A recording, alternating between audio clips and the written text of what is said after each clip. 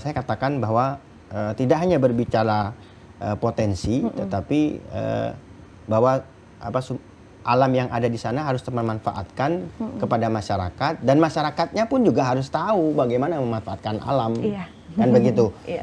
Madura itu memiliki ciri khas yang berbeda karena pendekatan Madura itu tidak hanya melalui aparat, tidak hanya melalui pemerintah ya, tetapi tokoh masyarakat yang ada di Madura itu kan menjadi sangat kuat untuk bisa ikut memberikan pemahaman tentang apapun.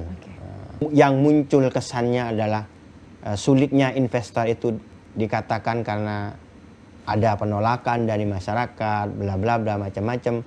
Mungkin di beberapa wilayah iya, tetapi di beberapa wilayah yang lain sebenarnya masyarakat itu welcome terhadap masuknya investasi. Di Bangkalan itu contoh di Bangkalan itu kan ada salah satu perusahaan yang dok kapal, jadi untuk bikin kapal itu ternyata sampai sekarang aman-aman saja.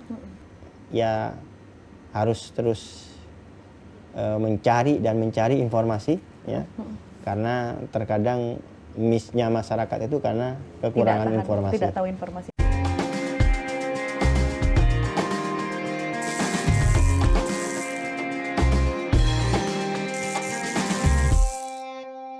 Assalamualaikum warahmatullahi wabarakatuh. Dulur-dulur Jatim, kita kembali dalam Jatim Channel, podcast DPRD Provinsi Jawa Timur. Dan spesial sekali di kesempatan kali ini, dulur-dulur Jatim, saya bersama dengan Bapak Haji Muhammad Nasih Askal MPD. Beliau ini merupakan anggota Komisi C DPRD Provinsi Jawa Timur dari fraksi Partai Nasdem Dapil Madura. Pak Nasih, apa kabar hari ini? Alhamdulillah baik, Mbak. Alhamdulillah, semoga tetap bersuara begitu ya Pak Nasih. Ya. Pak Nasih, ini tema kita sangat menarik di kesempatan kali ini terkait dengan mendorong hilirisasi sumber daya alam agar menguntungkan masyarakat Jawa Timur. Sebelum kita masuk terlalu dalam begitu ya Pak Nasih, kita tahu bahwasanya sumber daya alam di Jawa Timur ini luar biasa melimpah. Kalau dari pandangan Pak Nasih sendiri melihat potensi sumber daya alam yang ada di Jawa Timur seperti apa Bapak? Ya, tentu kita melihatnya kalau secara luas Jawa Timur memang terdiri dari kabupaten kota yang di situ memang memiliki potensi yang cukup kuat sumber daya alam kita, apalagi wilayah Jawa Timur ini kalau kita melihat dari sisi pesisirnya itu pun juga di situ kita melihat potensinya sangat besar, dan tentu ini akan sangat memberikan dampak terhadap masyarakat ketika potensi alam ini bisa digarap dengan serius, kebermanfaatannya nanti akhirnya ya akan kembali kepada masyarakat itu sendiri. Kalau saya ingin mengulik kembali, menurut Pak Nasih sendiri, apa sebenarnya yang kurang terhadap potensi sumber daya alam di Jawa Timur ini, Pak? Ya, yang kurang itu sebenarnya ya kurang banyak aja sih, ya. Kurang banyak untuk mendapatkan titik-titik gitu ya, kalau kita katakan. Jadi bahwa alam kita ini luar biasa, mengandung banyak sekali kekayaan ya, termasuk diantaranya adalah ada gas bumi yang juga besar sekali kalau di Jawa Timur itu. Yang saya tahu kan di salah satunya ya di dapil saya di Madura itu juga cukup besar, dan ya itu memang seolah-olah ini memang diperuntukkan untuk masyarakat Jawa Timur begitu. Memang kalau potensi alam yang ada di Madura ini kebanyakan dari gas bumi berarti Pak? Atau potensi apa saja yang sebenarnya bisa ditemukan di Madura sendiri? Ya, yang paling kalau kita bicara tentang ekonomi masyarakat ya, artinya kita berbicara tentang kekayaan alam itu bisa menghasilkan rupiah. Oke, betul. Nah, memang yang terbesar itu memang di sektor gas ini. Jadi karena kebutuhan gas itu cukup besar, dan secara harga itu cukup tinggi, sehingga memang ketika berbicara kekayaan alam kalau di Madura itu memang yang paling besar boleh dikatakan ya dari gas alamnya Gas itu. alam. Ya, meskipun ada juga yang lain yang tentu ini menjadi tugas pemerintah untuk bisa memotret sedemikian rupa bagaimana alam-alam yang ada di Jawa Timur secara umum dan di Madura khususnya. Kalau sejauh ini gas alam sendiri yang ada di Madura, bagaimana pemanfaatannya, Pak? Ya, kalau di Jawa Timur ya kita kebetulan saya ada di Komisi C yang mitranya adalah BUMD, dan BUMD yang ada di Jawa Timur itu kan juga salah satunya adalah PT Petrogas yang itu kalau di Madura itu setahu saya ada 3 kabupaten ya, PT Petrogas Jatim yang beroperasi di sana, Sumeneb, kemudian Sampang dan Bangkalan. Ini menjadi sangat sangat menentukan sekali karena keberadaan BUMD atau perusahaan Petrogas Jatim ini ya selalu didorong untuk bisa memberikan input terhadap pendapatan asli daerah. Kalau sejauh ini dampak sendiri dari perusahaan Petrogas yang dirasakan masyarakat mungkin atau dari daerahnya sendiri apa sebenarnya, Pak? Ya kalau dari sisi kebermanfaatan secara langsung kepada masyarakat, tentu keberadaan perusahaan Petrogas ini bisa menyerap tenaga kerja, ya kan?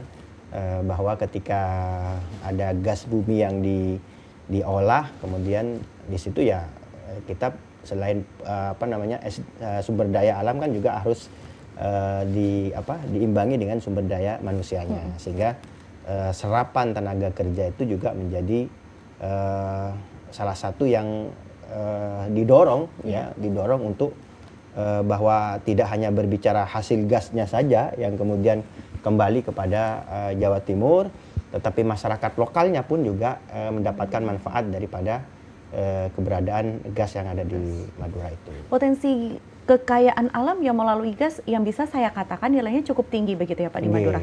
Tapi dengan catatan ini di Madura dalam tanda kutip masyarakatnya masih banyak yang miskin. Ini kira-kira kalau dari kacamatanya Pak Nasi sendiri apa yang kurang ya? Ya seperti saya sampaikan tadi bahwa yang kurang itu sebenarnya titiknya, gitu. Bahwa masyarakat Madura itu kalau kita hitung total jumlah masyarakat Madura itu kan hampir mendekati 4 juta jiwa Madura. Dan tentu ketika ngomong apakah Madura sudah sejahtera dengan adanya sumber daya alamnya, saya katakan belum. Ya. Pertama ya dari faktor bahwa jumlah masyarakat yang juga tidak sebanding dengan pengelolaan sumber daya alam. Kemudian yang kedua ya menjadi PR juga sebenarnya bahwa ternyata sekian banyak masyarakat Madura yang ada itu yang berada di Madura itu ternyata secara kemampuan itu masih belum terpenuhi juga. Jadi berbicara SDM ya tidak hanya berbicara keberadaan masyarakat secara umum, tetapi berbicara tentang bahwa masyarakat siap untuk masuk di dalam dunia kerja. Nah ini kan persoalan SDM Madura itu juga menjadi salah satu masalah gitu lah. Selain juga faktor infrastruktur. Nah, infrastruktur kalau di Madura itu kan selalu menjadi isu-isu yang menarik ya, yang kemudian membuat bahwa Madura kurang mendapatkan perhatian, Madura kurang mendapatkan support dari pemerintah baik di tingkat provinsi termasuk juga di pusat. Gitu. Iya, Pak Nasi kalau misalnya kita membahas terkait dengan titik sumber daya alam, utamanya untuk gas ya, yang di Madura yang dikatakan Pak Nasi bahwasanya itu kurang begitu ya. Apabila itu terus untuk semakin banyak, apakah tidak malah merusak lingkungannya? Ya, tentu kita ngomong bahwa setiap sumber daya alam itu kan melalui investigasi, melalui analisis, melalui macam-macam yang tentu tidak kemudian ketika di situ banyak sekali potensi, kemudian di situ dikeruklah tanpa kemudian dilakukan analisa yang sekiranya analisa itu bisa mengatakan bahwa lingkungan itu harus terjaga, bahwa ya itulah memang yang yang hari ini juga menjadi agak sulit ya, karena memang berbicara tentang riset penelitian tentang pengelolaan sumber daya alam di Madura itu memang cukup kuat ya, persoalan tentang lingkungan ini. Jadi bicara lingkungan termasuk juga berbicara sosial masyarakat itu juga menjadi persoalan yang cukup cukup krusial juga gitu. Dan kalau kita misalnya membahas terkait dengan sumber daya alam yang ingin untuk ditingkatkan, apakah menurut Pak Nasi ini kemudian di Madura dari segi SDM-nya cukup mumpuni untuk akhirnya bisa diserap sebagai tenaga kerja dalam meningkatkan sumber daya alam di Madura ini sendiri, Pak Nasi? Ya itu tadi, saya katakan bahwa tidak hanya berbicara potensi, tetapi bahwa alam yang ada di sana harus termanfaatkan kepada masyarakat, dan masyarakatnya pun juga harus tahu bagaimana memanfaatkan alam, kan begitu. Jadi tidak serta merta ketika ada proyek di Madura misalkan yang bersentuhan dengan gas ini, misalkan pas lalu kemudian masyarakatnya pun juga otomatis bisa mendapatkan manfaat gitu. Tidak langsung otomatis bahwa itu harus mulai dari hulu sampai hilirnya harus diselesaikan semua. Persoalan SDM-nya harus diselesaikan, terutama persoalan SDM-nya karena beberapa kali yang kita tahu di Madura itu penolakan terhadap pengeboran minyak itu juga salah satunya ya karena kurangnya pemahaman masyarakat tentang kebermanfaatan ini, bahwa sosialisasi tentang pengeboran misalkan itu kalau mau dikatakan dilakukan tidak secara masif ya saya bilang justru memang yang menjadi sulit itu adalah membangun komunikasi dengan masyarakat yang ada di bawah gitu. Pak Nasi, sejauh ini dari pantauan Pak Nasi sendiri, di mana saja titik-titik yang memang berpotensi sumber daya alam, apalagi untuk gas ini Pak, di Madura ya khususnya? Ya, setahu saya kalau di Bangkalan itu daerah pegunungan itu kan juga ada banyak, ada beberapa yang sempat ingin dilakukan pengeboran itu, tetapi penolakan dari masyarakat terjadi sehingga itu tidak berhasil. Begitu ya? Kemudian kalau di daerah pesisir ya, kalau di Sumeneb setahu saya itu berjalan dan ya sampai hari ini terus memberikan income terhadap Provinsi Jawa Timur. Apakah kemudian masyarakat di situ secara langsung sudah bisa mendapatkan manfaat dengan terbukanya lapangan pekerjaan misalkan? Saya kira itu perlu kembali melakukan review ulang terhadap apakah memang masyarakat sudah merasakan dampak manfaat itu. Pak, ketika ada masyarakat yang tidak setuju misalnya untuk pengoptimalan sumber daya alam itu, apakah tidak ada upaya untuk pemahaman kepada masyarakat? Atau ya sudah dibiarkan dan akhirnya mundur begitu? Lah ya itu, jadi persoalan Madura itu memang selalu terkendala oleh terputusnya komunikasi.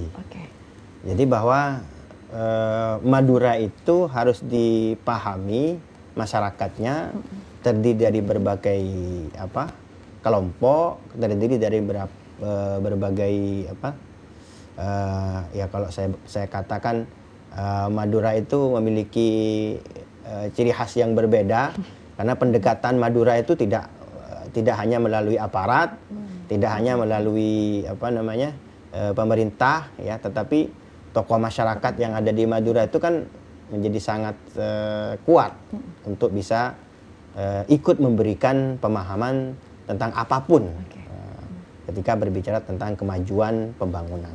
Kemajuan pembangunan tentunya salah satunya adalah melalui peraturan daerah, begitu ya Pak ya? Iya. Ini itu ditegakkan, ditertibkan begitu ya. Sejauh ini target spesifik dari Partai Nasdem sendiri untuk mendorong peraturan daerah atau kebijakan yang mendukung percepatan hilirisasi sumber daya alam di Jawa Timur khususnya seperti apa Pak?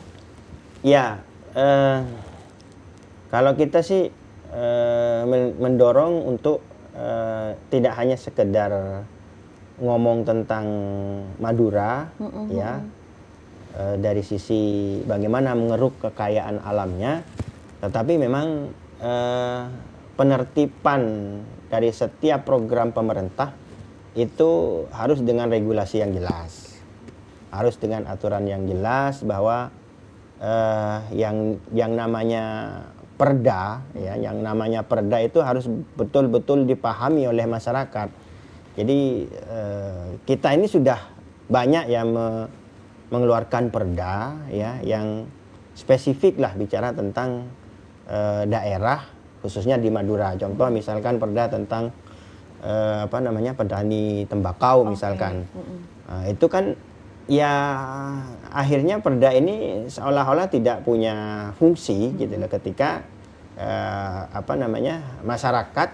masyarakat kemudian kurang memahami terhadap keberadaan perda ini dan tidak ikut andil di dalam mendorong agar terciptanya situasi yang mendukung terhadap keberadaan petani garam di Madura. Kalau sejauh ini adanya perda itu dari kacamatanya Pak Nasi sendiri ya, bagaimana masyarakat bisa menerima dan melakukannya? Apakah masih dalam tanda kutip jauh dari kata tertib?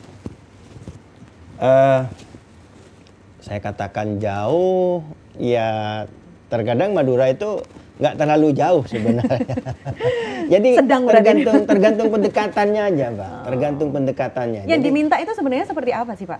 Yang diminta itu pendekatan seperti apa kalau di Madura? Lah, yang diminta itu kalau pendekatan Madura itu sebenarnya ya semua bisa duduk bareng dari berbagai komponen masyarakat itu.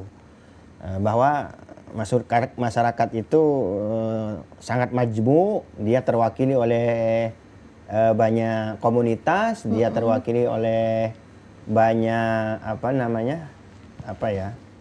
beberapa tokoh di situ, maka duduk bersama itu menjadi menjadi forum yang cukup menentukan terhadap bagaimana menindaklanjuti adanya sebuah program pemerintah untuk masyarakat Madura. Dan yang kedua adalah bahwa orang Madura itu sebenarnya kalau mau dikatakan simpel ya simpel gitu lah. Dalam arti bahwa jangan Madura itu disajikan dengan hal-hal yang kemudian membuat yang sebagian itu tidak percaya terhadap pemerintah gara-gara ada banyak oknum-oknum, ada banyak yang kayak gini.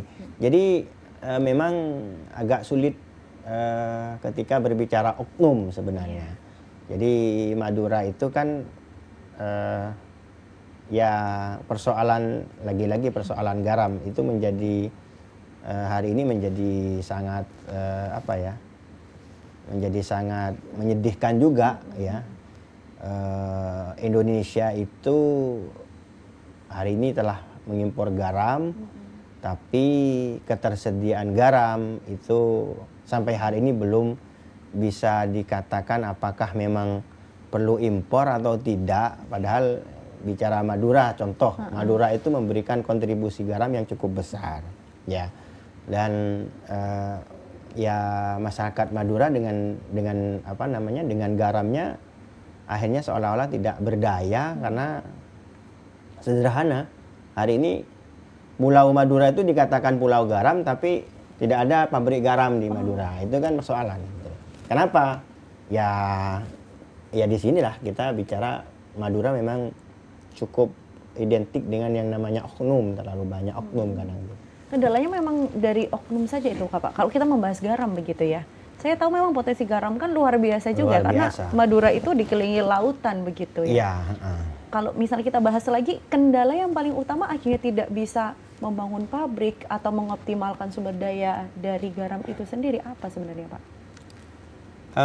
Dari beberapa kali diskusi yang kita lakukan, ya termasuk langsung dengan Ibu Gubernur, memang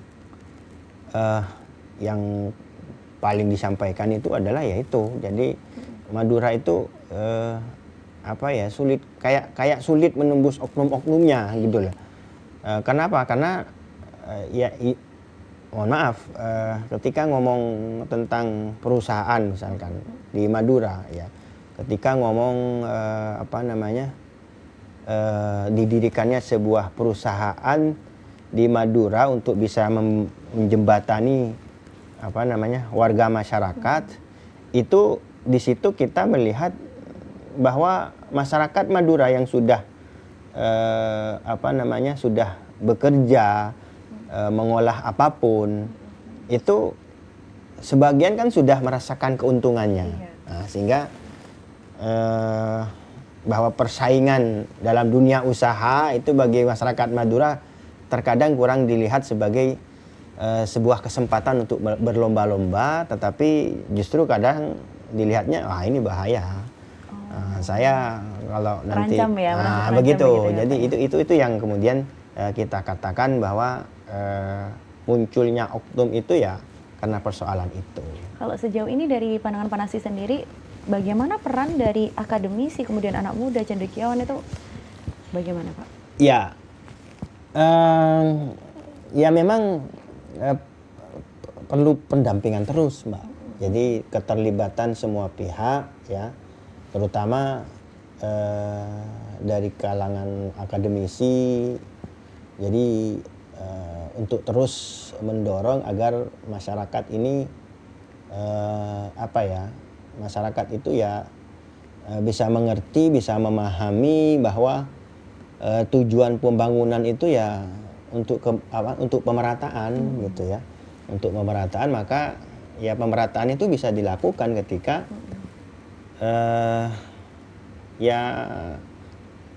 saling mensupport, saling mendukung antara satu dengan yang lain. Di Madura itu, Mbak, di Madura itu kalau ngomong tentang akademisi, ya sebenarnya bisa menjadi sebuah ukuran, indikasi bahwa Madura sudah mengarah kepada kemajuannya. Ya, Madura sudah mengarah kepada kemajuannya. Tetapi ya memang harus terus didorong bahwa IPM Madura yang hari ini masih terbilang rendah, itu yang pemerintah harus serius di dalam membangun Madura dari aspek IPM-nya itu. Bahwa pendidikan yang harus diberikan kepada masyarakat hari ini tidak hanya selesai dengan mendirikan perguruan tinggi ya, tetapi ketersediaan akses untuk bisa mendapatkan beasiswa macam-macam itu kan juga harus menjadi perhatian pemerintah. Dan lagi-lagi yang ngomong bahwa kalau sudah IPM-nya rendah, kalau sudah ngomong tentang SDM yang tidak mendukung, ya itu memang berbicaranya dari hulu memang. Iya. Dari paling dasarnya. Dari yang paling dasar begitu. Nah, sebelum kita kan udah di dasar, kita minum dulu sebentar. Boleh, karena yang akan kita bahas juga nanti sampai ke hulu, dari hilir sampai ke hilir ya, begitu ya Pak ya.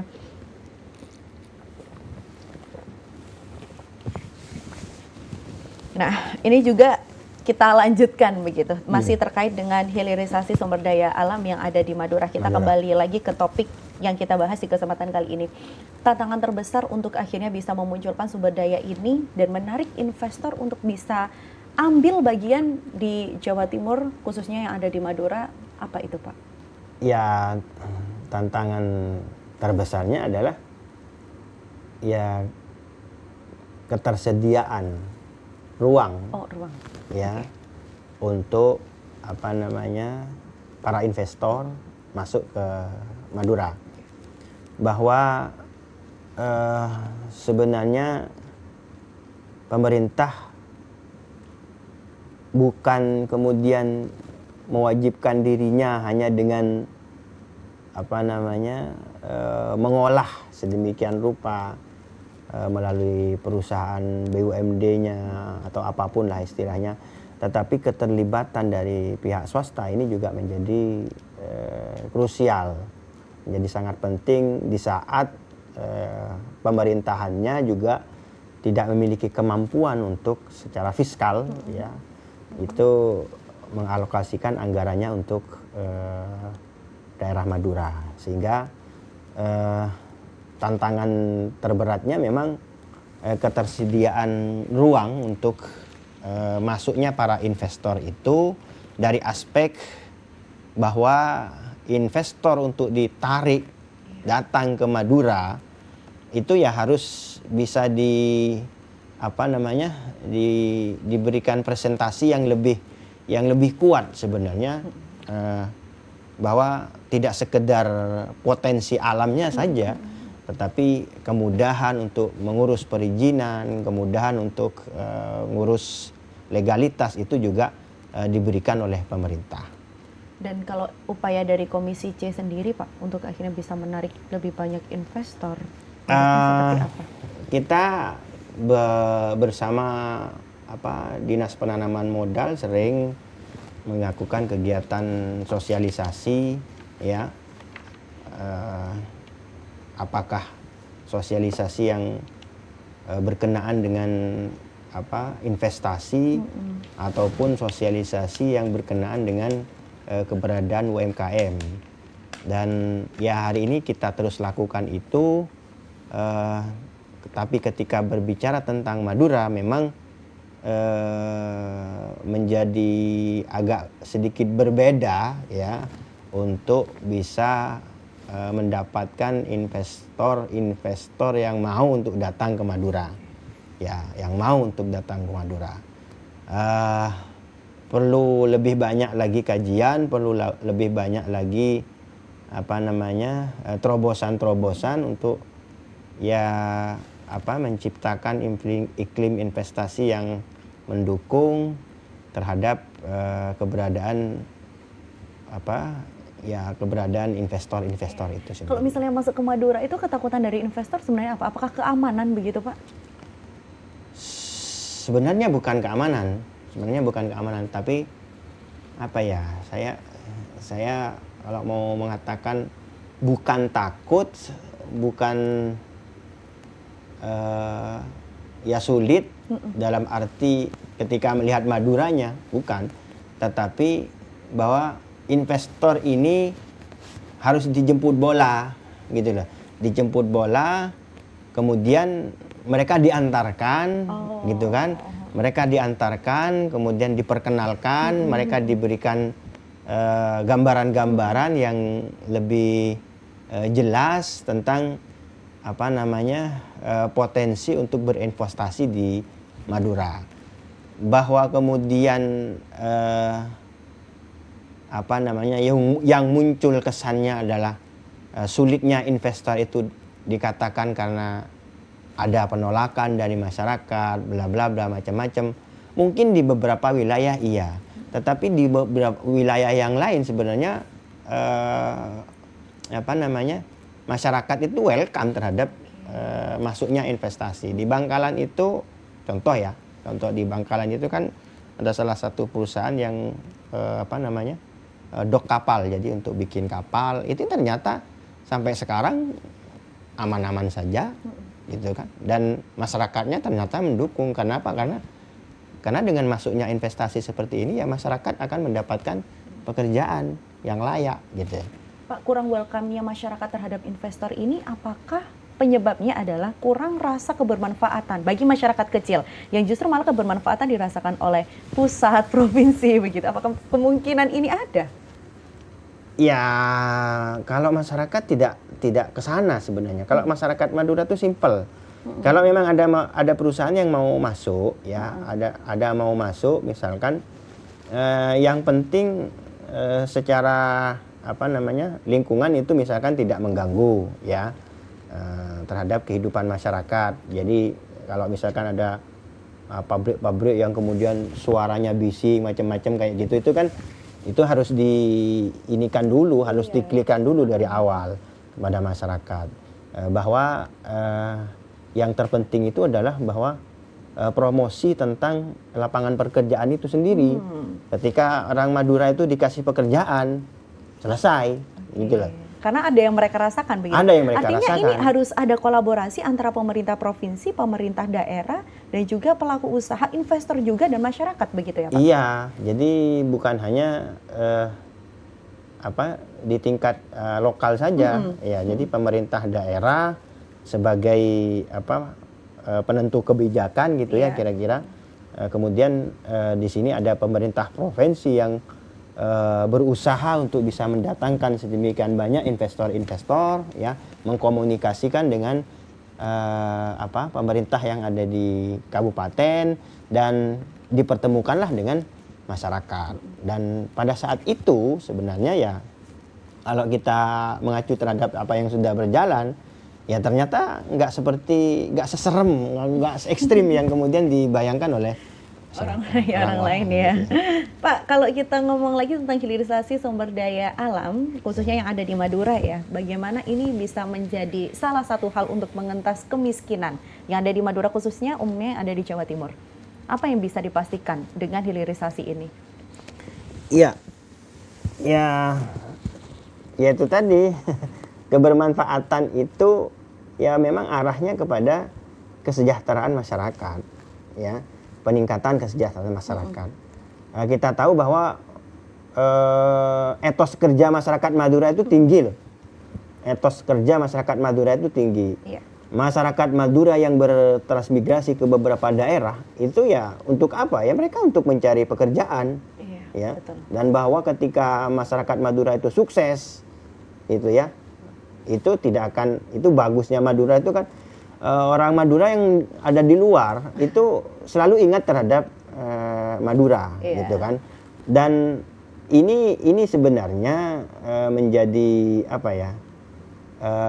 menjadi ya semacam potensi gitulah untuk mengoptimalkan keberadaan masyarakat Madura dari sisi bagaimana membangun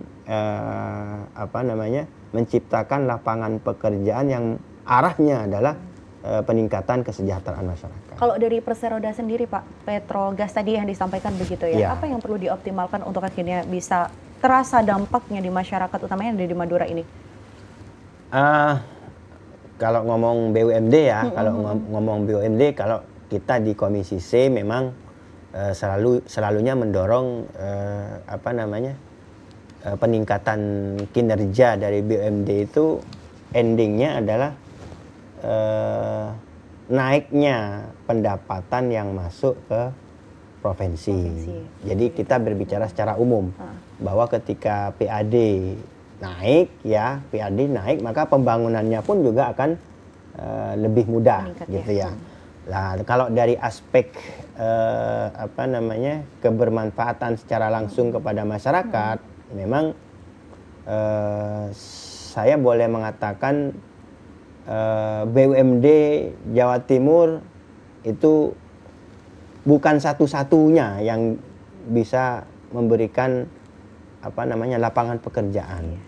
Jadi ya kita ngomong kembali tadi kepada bahwa keterlibatan swasta di sini menjadi sangat penting untuk bisa memberikan seluas-luasnya lapangan pekerjaan bagi masyarakat. Pak, tentunya kalau kita membahas tentang penyerapan tenaga kerja begitu ya, ada SDM di situ yang harus jadi patokan, oh ini mampu atau tidak gitu kan pengelolaannya. Langkah-langkah apa yang harusnya memang dilakukan untuk bisa meningkatkan sumber daya manusianya sendiri? Pendampingan, Mbak. Jadi pendampingan masyarakat itu dengan memberikan pembekalan-pembekalan gitu ya. Memberikan pembekalan bukan hanya sekedar sosialisasi, tetapi juga masyarakat didampingi untuk bisa diarahkan mendapatkan kebermanfaatan dari ketersediaan lapangan pekerjaan itu sendiri. Gitu ya. Kalau sejauh ini dari perusahaan yang memang sudah ada begitu ya, bentuk setoran ya artinya ke pemerintah provinsi, masih ada kendala Pak kalau dari kacamata Pak Nasi sendiri? Kalau untuk setoran kepada PAD ya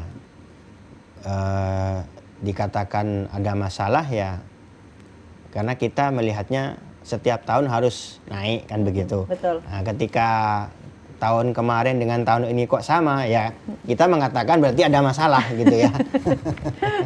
Tapi gini Mbak, kita ini sebenarnya kan juga punya regulasi.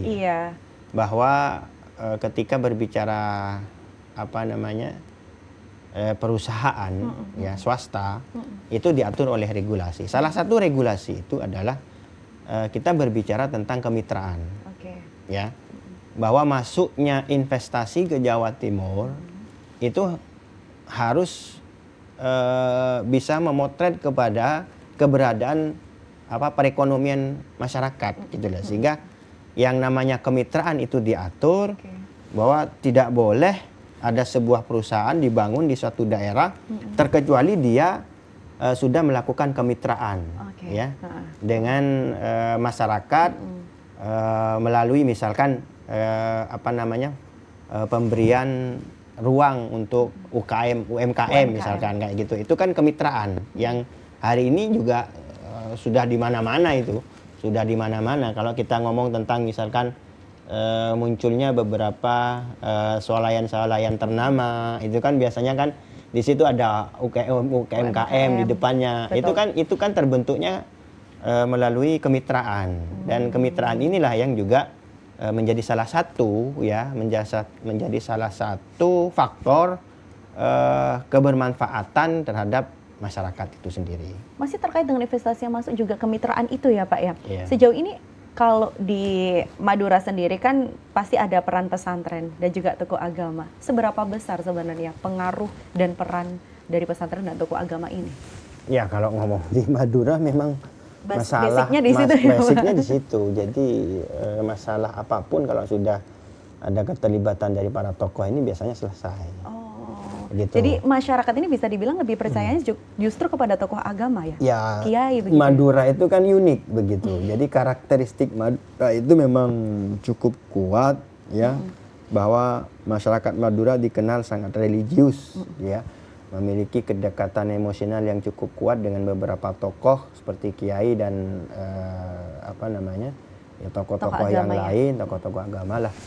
Dan itu benar-benar silakan di cross check aja. Yeah. Jadi saya sampai urusan penarikan pajak untuk masakan pajak itu karyawan-karyawan pajak itu ya menyerahkannya mesti silaturahimnya dengan kiai gitu kan. Karena ketika masyarakat itu tahu bahwa ini oleh kiai dibegini, maka kemudian itu membantu terhadap tugas-tugas mereka. Kalau sejauh ini pemerintah dan juga tokoh agama bentuk kolaborasinya seperti apa Pak? Untuk akhirnya bisa meningkatkan hilirisasi sumber daya alam juga di Madura? Ya sampai hari ini ya yang berhasil ya karena memang keterlibatan itu dilakukan. Ada yang tidak berhasil. Kenapa? Karena keterlibatan itu tidak dilakukan. Ya, keterlibatan itu tidak. Dan ini perlu kita lihat dari kacamata positif ya. Kacamata positif bahwa yang ngomong masyarakat yang majmuk, ya ngomong masyarakat yang majmuk itu sulit lah kalau kemudian door to door misalkan gitu kan untuk mensosialisasikan itu kan sulit. Betul. Maka di sini terjadi yang namanya efisiensi waktu gitu kan. Bahwa dengan melibatkan beberapa tokoh akhirnya ya sudah masyarakat mengamini aja begitu ya. Pak Nansi, ini juga yang ingin saya tanyakan adalah bagaimana Pak Nansi kemudian menanggapi masyarakat yang takut lapangan pekerjaannya misalnya dari petani atau mungkin perkebunan yang ada di wilayah Madura apabila dilakukan hilirisasi. Bagaimana meyakinkan mereka dan menghilangkan rasa kekhawatiran masyarakat Madura ini sendiri? Ya, menghilangkannya sebenarnya ya dengan pendekatan yang cukup harmoni gitu lah. Jadi bahwa masyarakat Madura itu yang sudah bertani, yang sudah berkebun, sudah mendapatkan manfaat dari hasil tani dan hasil kebunnya misalkan, ya mereka kalaupun kemudian harus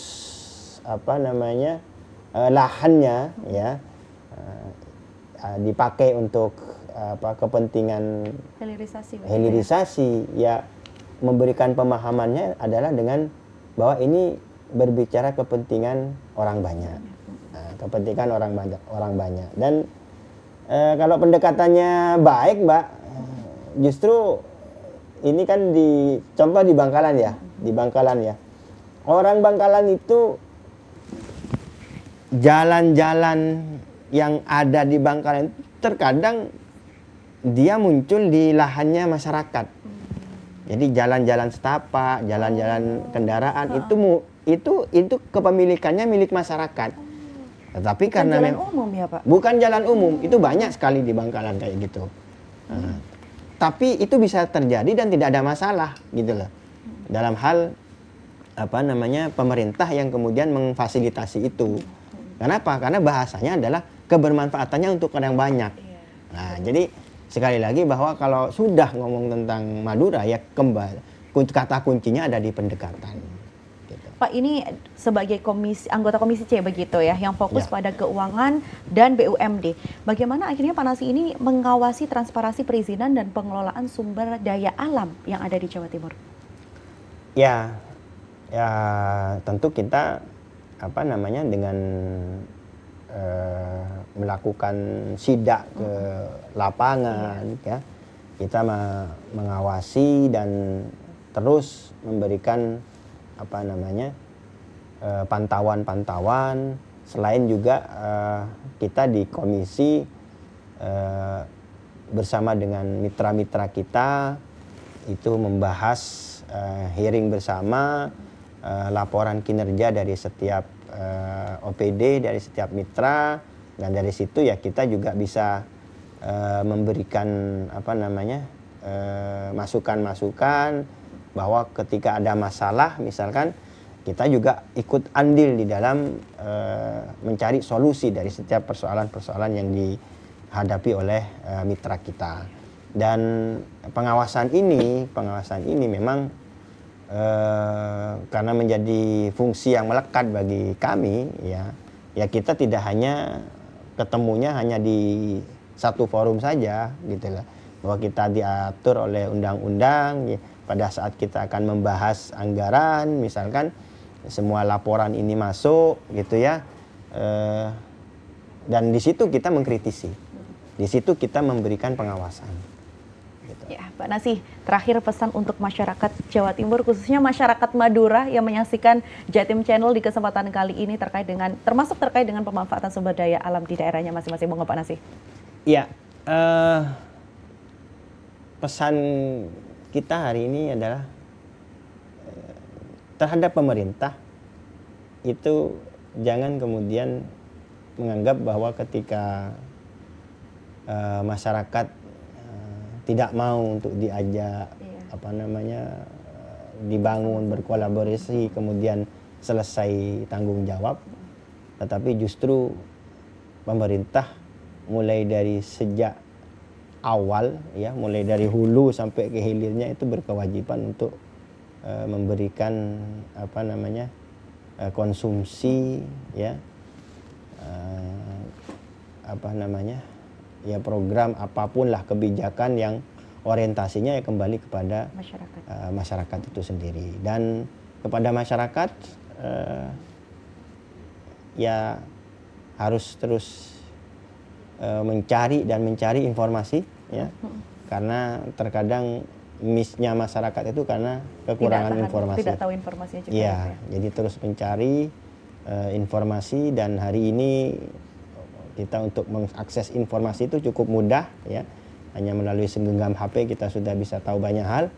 Maka gunakan itu untuk bisa mendapatkan insight tentang bagaimana harusnya mendorong pemerintah untuk bisa lebih aktif lagi di dalam membangun masyarakat. Luar biasa sekali. Tentunya kita juga berharap hilirisasi sumber daya alam yang ada di Jawa Timur ini benar-benar bermanfaat bagi masyarakat, begitu ya Pak Nasi ya.